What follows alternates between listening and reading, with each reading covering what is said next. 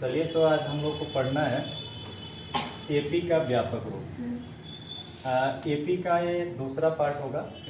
पहले पार्ट में हम लोगों ने देखा था कि एपी किसे कहते हैं और एपी का पहला पद कौन है, दूसरा पद कौन है, फिर व्यापक रूप से आज का क्लास है। देखिएगा, एपी के व्यापक रूप का मतलब जैसे समझा करिए इसको 2, 4, 6, 8 लिख रहे हैं। अच्छा, पहले ये बता दो, कल के क्लास में हम लोगों ने देखा था कि एपी है कि नहीं है।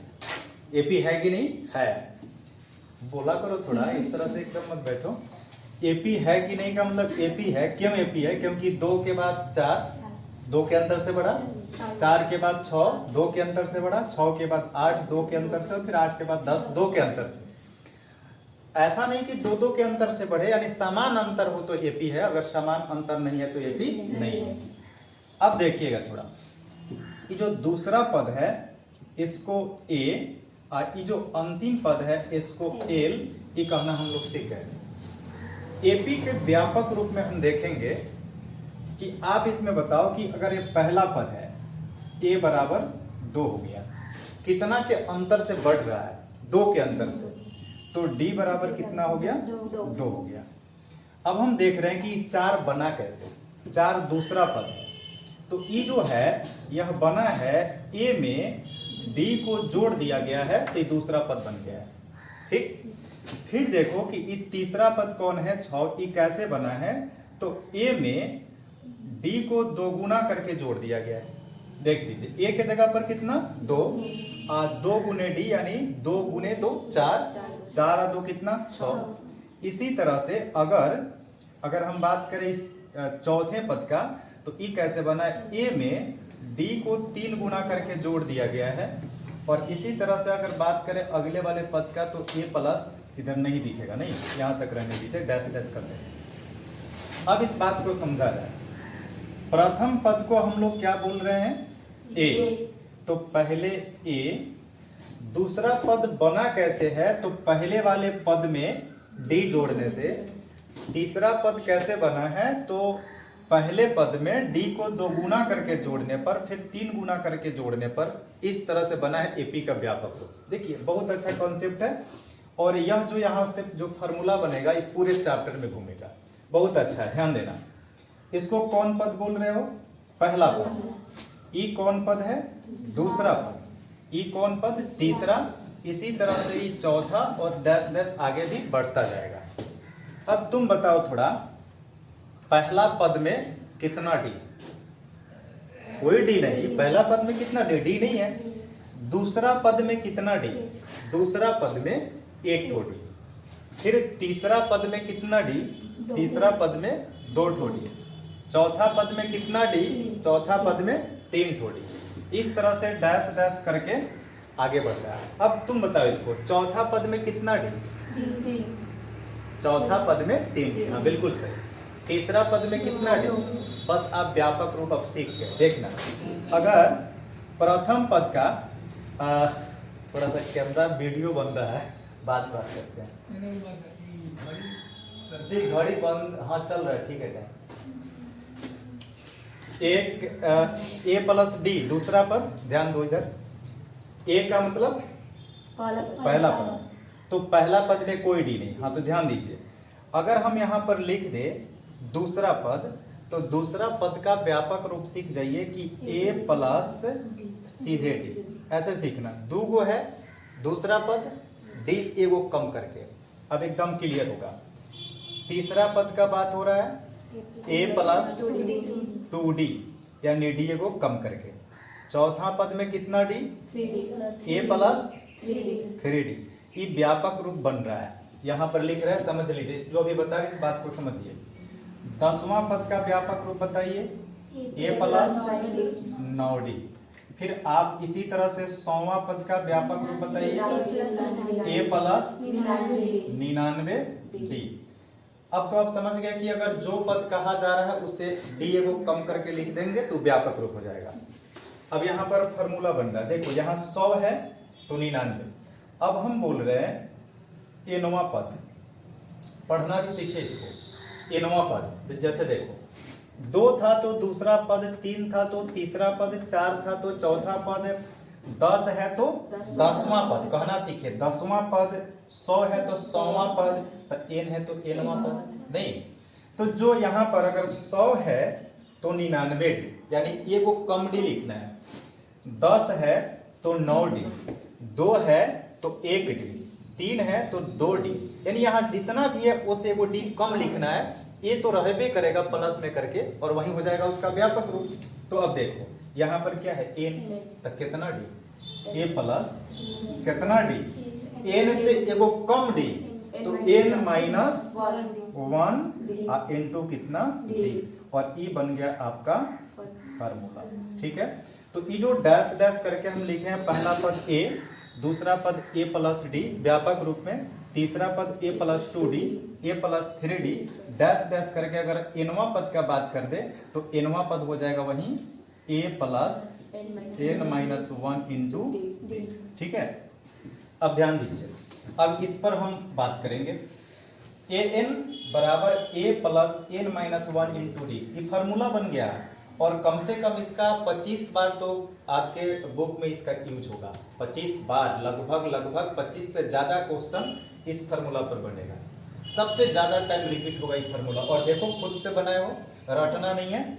100वां पद का व्यापक रूप लिखने के लिए a प्लस 99d, तो nवां पद का व्यापक रूप लिखने के लिए a प्लस n माइनस 1 क्या। अब इस पर थोड़ा देखिए, जहां ध्यान से समझिए, अब थोड़ा सा फार्मूला के बारे में बता दे रहे। जहां a n को का बोलेंगे, अच्छा a2 को दूसरा पद, a3 को तीसरा पद यानी तीनवां पद, a4 को चारवां पद यानी चौथा पद, 5 को पांचवां पद, 6 को छठा पद, 7 को सातवां पद, n है तो nवां पद, तो n को बोला जाता है nवां पद। ठीक है, याद रखिएगा इसको। जैसे बताया ना, a का मतलब प्रथम पद, d का मतलब सार्वअंतर, n का मतलब पदों की संख्या, l का मतलब अंतिम पद। उसी तरह से इस फार्मूला में किसको क्या बोल रहे हैं, तो an जहां रहेगा nवां पद। अच्छा a को तो कल हम लोग समझ ही गए थे, a को कौन पद, प्रथम पद। और देखिए d का मतलब क्या, d का मतलब सार्वअंतर। ये बात हम लोग कल सीखे थे, एन आज नया मिला, डी हो गया सार्वअंतर। अब समझिए, अब इस व्यापक रूप का हम क्या करेंगे, इसमें कुछ बचा नहीं ना, एन हो गया, ए हो गया, डी भी हो गया, ए एन नहीं हुआ, केवल एन, रुक जाइए।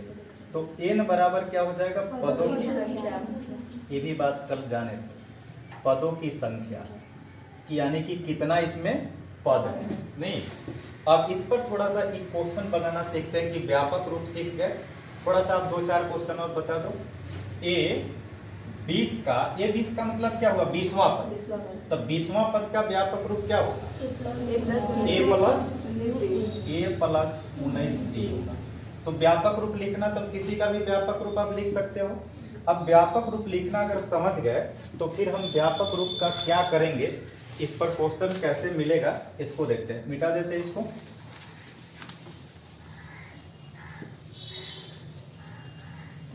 इसको आप याद रखिएगा, व्यापक रूप से क्वेश्चन कैसे बनेगा याद कर लो। n बराबर a plus n minus 1 into D. फिलहाल अभी व्यापक रूप का काम है। ये देखिए, यहां पर अब हम लिख रहे हैं क्वेश्चन, प्रश्न बना रहे, क्वेश्चन नंबर 1 हो गया। देखिए इस प्रश्न में a का मतलब प्रथम पद, बहुत बढ़िया क्वेश्चन। a का मतलब प्रथम पद जो दिया गया है कितना, 4, कोमा देखिए d का मतलब सार्वअंतर, d का मतलब दिया गया है 3, और फिर बोल रहा है क्या कि a 11 बराबर 1। इसको कैसे पढ़ोगे कि यदि AP का प्रथम पद 4 हो, सार्वअंतर 3 हो, तो 11वां पद ज्ञात कीजिए। क्वेश्चन तो यही हुआ। अब इसको बना कैसे रहे, कितना एकदम आराम से बनेगा। क्या निकालना, 11वां पद, तो लिखना a 11 बराबर 11वां पद का व्यापक रूप बोलो, a प्लस 10b। a के जगह पर a का मान बिठा दो, 4 प्लस 10 गुने d का मान कितना होगा, d का मान 3, तो हो गया 4, 10 दिया कितना 30, और जोड़ दिए तो कितना 34, और ये हो गया आपका आंसर।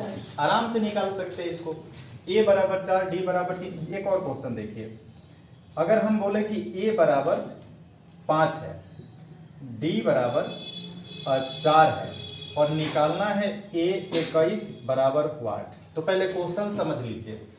ए 5 का मतलब प्रथम पद 5 है, सार्व अंतर 4 है और ए 21, 21वां पद हमको ज्ञात करना है। तो जो निकालना है ए 21, यहां लिख दे रहे हैं, इस क्वेश्चन को बना रहे हैं। ए 21 क्या हो जाएगा, ए प्लस 20 डी हो जाएगा।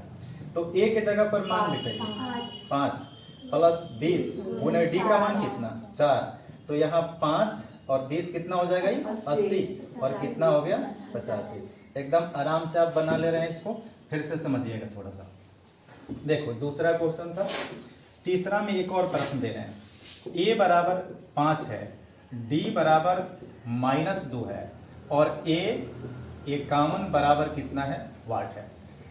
क्वेश्चन समझ पा रहे हो क्या बोल रहा है प्रश्न बोल रहा है एपी का प्रथम पद 5 है, डी बराबर -2 है, 51वां पद क्या करना है, ज्ञात करना है। जो ज्ञात करना है उसका व्यापक रूप लिखना होगा। क्या कर दे, ए 51 कितना हो जाएगा, ए प्लस 50 डी। व्यापक रूप लिख रहे हैं, व्यापक रूप किसी का लिख सकते हैं, सीख कर। ए की जगह पर मान बोलिए 5 प्लस 50 गुने डी, दोनों के बीच में गुना, डी का मान कितना -2।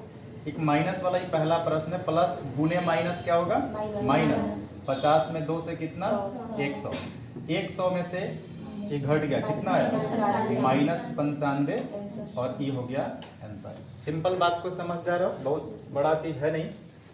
अब समझिए थोड़ा, एक बात समझते हैं कि हम यहाँ पर 11वां पद लिखे हैं, फिर 21वां पद लिखे हैं और 51वां पद लिखे हैं। ये पद को हम तभी लिख पा रहे हैं जब दो बात दिया गया हो, ए और डी। देखिए प्रत्येक प्रश्न में ए और डी दिया गया है, ए और डी दिया गया है। तो अब एक नोट बन गया। देखो तो मोबाइल में क्या हुआ, रिकॉर्ड हो रहा है, देखिए यहाँ पर अब नोट बता रहे हैं, इसको समझ लीजिएगा थोड़ा। अब नोट में आ गया कि हम एपी का कोई भी पद लिख सकते हैं। जैसे लिखे तो 21वां पद लिख लिए हैं, फिर वहां पर 51 वाला पद लिख लिए हैं, फिर 11, कोई भी पद 12, 13, 14, 15 कोई भी पद लिख सकते हैं, लेकिन कब ए और डी ज्ञात हो तब। तो ये नोट बन गया कि यदि एपी का प्रथम पद और सार्व अंतर ज्ञात हो तो एपी का कोई भी पद लिखा जा सकता है। इसको कॉपी पर नोट कर लीजिएगा। कब कोई भी पद लिखा जा सकता है, जब प्रथम पद ए और सार्व अंतर डी ज्ञात हो तो एपी का कोई भी पद लिख सकते हैं। ये वाला क्वेश्चन ऐसा किताब में बहुत प्रश्न मिलेगा और इसको आप बना सकते हो। ये क्वेश्चन बिल्कुल एनसीईआरटी बुक से लिख रहे हैं। देखिए तो इसमें सबसे मेन बात क्या हो गया, व्यापक रूप आना चाहिए आपको और पहचानने आना चाहिए कि प्रथम पद क्या है, दूसरा पद क्या है। एक किताब से क्वेश्चन लिख रहे हैं जो एकदम बिल्कुल कई बार लगभग पूछा हुआ प्रश्न है।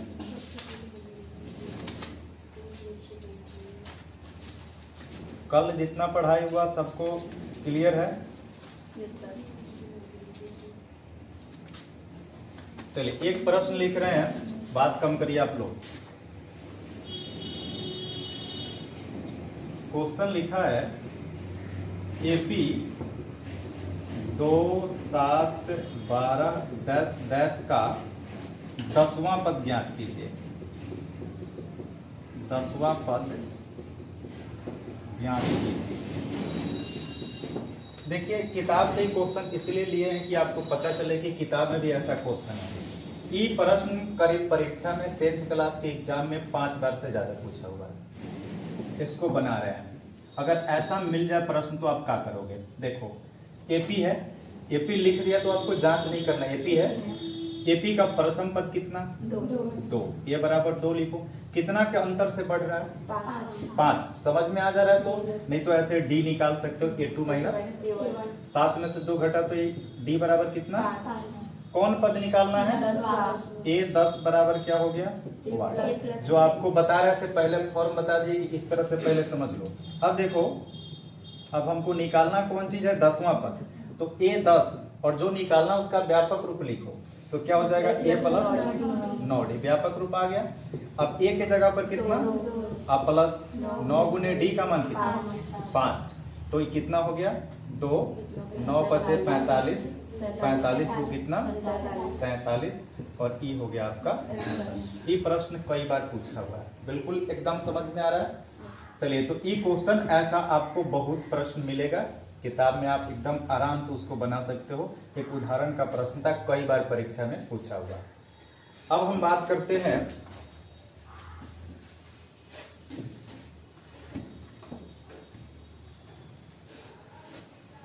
देखिए, अब यहां पर आप व्यापक रूप समझ गए, तो अब देखिए एन वाला जो बताया था आपको, एन का फॉर्मूला क्या समझो सब, A plus N minus 1 into B. अच्छा, इस पर थोड़ा सा चर्चा कर ले, क्योंकि इसका तो बहुत ज्यादा टाइम रिपीट होने वाला है क्वेश्चन। एन का मतलब एनवा पद, ए का मतलब प्रथम पद, एन का मतलब पदों की संख्या, बी का मतलब सार्वधातुक। ये जो बात लिखा गया है इसमें से देखो ए एन है, फिर क्या है ए है, और फिर एन है, और फिर डी। एन का मतलब एनवा पद, नहीं एनवा पद। ए का मतलब प्रथम पद। कई बार रिपीट हो गया, इसको एकदम क्लियर होना चाहिए। एन का मतलब पदों की संख्या, पदों की संख्या। अच्छा, ये बताओ डी का मतलब बताइए क्या होगा, डी का मतलब सार्वंतर। देखिए, इस सब बात को इसलिए लिखे हैं कि अगर इस चारों में से, चार तो है, चारों में से कोई 3 दिया गया तो जो चौथा बच गया उसको निकाल सकते हैं इसी फॉर्मूला पर। अगर ए और एन दिया हो तो हम डी निकाल सकते हैं, अगर डी एन और ए दिया हो तो ए एन निकाल सकते हैं। और बारी बारी से हम समझ रहे हैं कि अगर ये जो फॉर्मूला है इसमें से 4 बातों का प्रयोग किया गया, जो पहला एन, ए, एन और डी, चारों में से कोई 3 दिया गया हो तो आपका जो चौथा बचा उसको हम निकाल सकते हैं। ठीक है, देखिए इस पर एक प्रश्न बनवा रहे हैं, ध्यान देना। एक क्वेश्चन लिख रहे हैं जिसमें से ये सब लिख रहे हैं, ए बराबर कितना, ए बराबर जैसे 3 कर दिए यहाँ पर। अब ठीक है, चलो तो इसको मिटा देते हैं। पहले इसको आप समझ लीजिए, एन बराबर एनवा पद, ए का मतलब प्रथम पद छूटा था, एन का मतलब पदों की संख्या। इसमें से कोई हम बोल रहे हैं कि कोई, यहाँ पर ध्यान रखना, कोई अगर 3 दिया हो तो चौथा निकाल सकते हैं। देखिएगा, अब प्रश्न लिख रहे हैं ए बराबर 2, डी बराबर 3, डी समझ रहे सार्वंतर, और फिर यहां पर एन बराबर, ध्यान से समझिए, एन बराबर लिख रहे हैं 11, तो ए एन बराबर व्हाट। ये पहला क्वेश्चन हुआ यहाँ का, इस टाइप का ये पहला प्रश्न। देखो 4 हो गया ए, ये वाला ए लिख दिए, डी लिख दिए, एन लिख दिए, और एन क्या हो गया व्हाट हो गया। हम बोल रहे 4 में से कोई 3 तो दिया रहेगा, 3 तो दिया है, तो चौथा हमको क्या निकालना है एन। ये प्रश्न है, यहां से हल करें इसको, ध्यान दीजिए क्या निकालना है एन। अब फॉर्मूला पर सेट करें, हालांकि व्यापक रूप लिख सकते हो। तो ये देखो एन का फॉर्मूला लिखो, तो एन का फॉर्मूला क्या होता है, A plus N minus 1 into D, यही ना फॉर्मूला है। एन का व्यापक रूप भी यही बताया। अब ए अलग से एन का मान आप लिख सकते हो, एन का मान कितना है 11, यानी कि क्या हो गया ए 11। ए के जगह पर मान बताओ कितना 2, प्लस एन के जगह पर मान बताओ 11 माइनस 1 इंटू डी के जगह पर कितना 3 हो जाएगा। ए 11, यहाँ देखिए 2 प्लस है तो प्लस 11 में से 1 घटा 10 गुने 3 30, तो 30 आ 2 कितना 32। ये बात आप समझ गए। बस इतना सा बात इसमें बता रहे हैं कि चारों में से कोई 3 दिया हो तो चौथा निकाला जा सकता है। ये तो पहला हुआ। अब दूसरा समझिए, दूसरा में बोला जा रहा है, दूसरा क्वेश्चन में अब हम कह रहे हैं इसी में से ले रहे हैं। ए दिया गया है इसी क्वेश्चन का, ए बराबर कितना 2 दिया गया है, डी बराबर कितना 3 दिया गया है, n बराबर नहीं दिया गया है, ये देखो n बराबर वाट हो गया, और an बराबर दिया गया है कितना 32, यानी मान के चलो ये 32 आ गया, तो अगर 32 यहाँ पर रहता तो ये 32 दिया गया, लेकिन n का मान 11 नहीं दिया गया, तो हम कैसे बनाएंगे कि n का मान मेरा 11 आ जाएगा। ठीक है, n बराबर 32 दिया गया, क्या निकालना है हमको, n निकालना है। अब n निकालना है तो चारों में से कोई भी निकालना हो फॉर्मूला यही लगेगा, चारों में से कोई भी निकालना हो फॉर्मूला वही लगेगा। चलो फॉर्मूला लगा रहे हैं, कौन वाला, n बराबर a plus n minus 1 into D होगा। ठीक है, अब देखो n का मान तो दिया हुआ है, पहले तो n का मान नहीं दिया गया था, इसमें तो n का मान दिया है, तो n के जगह पर कितना लिख दे 32 बराबर a का मान बताओ कितना 2 प्लस n का मान नहीं है तो n का मान रहने दो -1 गुने d का मान कितना 3। ये देखिए 32 यहाँ पर है, 32 और इधर कितना 2 इधर कर लो, तो 32 माइनस 2, यहाँ देखिए n माइनस 1 गुने 3, तो 3 से ही दोनों में गुना होगा। एक बात समझ लीजिए, n माइनस 1 गुने 3 हो तो 3 से केवल एक में गुना होगा, लेकिन ये अगर कोष्ट लगा हो तो n से दोनों में गुना होगा, तो n से 3 से n में कितना है 3n और माइनस कितना 3। ये देखिए 32 में से 2 घट गया 30 हो गया, और इधर -3 है, इधर आकर +3, उधर कितना 3n, तो 30 और 3 कितना 33 बराबर कितना 3n, n निकल जाएगा, तो n को निकाल लेते हैं तो 33 बटा कितना 33 बटा 3, और इसको कटा दिए तो n का मान कितना आ गया 11। अब आप बताओ इसमें करना क्या है कि अगर कोई 4 में से 3 पद दिया गया हो तो जो जहां जहां फॉर्मूला में जो दिया गया वहां मान बैठा तो बच गया, उसका कैलकुलेशन करो आंसर आ जाएगा। एक क्वेश्चन और बता रहे हैं, इसको मिटा के बता दे, इसको मिटा दे रहे हैं, बाकी बात याद रखिएगा जो उसमें प्रयोग भी हुआ है। ये देखिए अब हम बता रहे हैं फॉर्मूला यहाँ पर है, आगे क्वेश्चन अब की बार दे रहे हैं कि a बराबर ही नहीं दिया रहे, अगर a का मान नहीं दिया हो लेकिन d का मान कितना था पहले रखे थे 3, ये दिया गया है, और n का मान भी कितना 11 ये भी दिया गया है, और an कितना 32 ये भी दिया हो, an बराबर 32 यह दिया गया है। तो आपको निकालना क्या है, एक मिनट थोड़ा, n,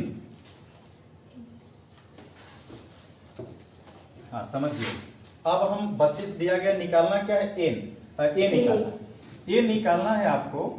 तो a का मतलब प्रथम पद, तो आप फार्मूला कौन लगाओगे n का, तो क्या फार्मूला है n बराबर a plus n minus 1 into D, जिसमें an का मान दिया गया, तब an के जगह पर 32 बराबर a के जगह पर मान नहीं है तो कोई बात नहीं, रहता तो मान रखते, नहीं है तो a का ये रहने दो, प्लस n के जगह पर मान है कि नहीं है, कितना है 11 माइनस 1 और गुने d का मान बताओ 3, यहाँ पर हो गया 32।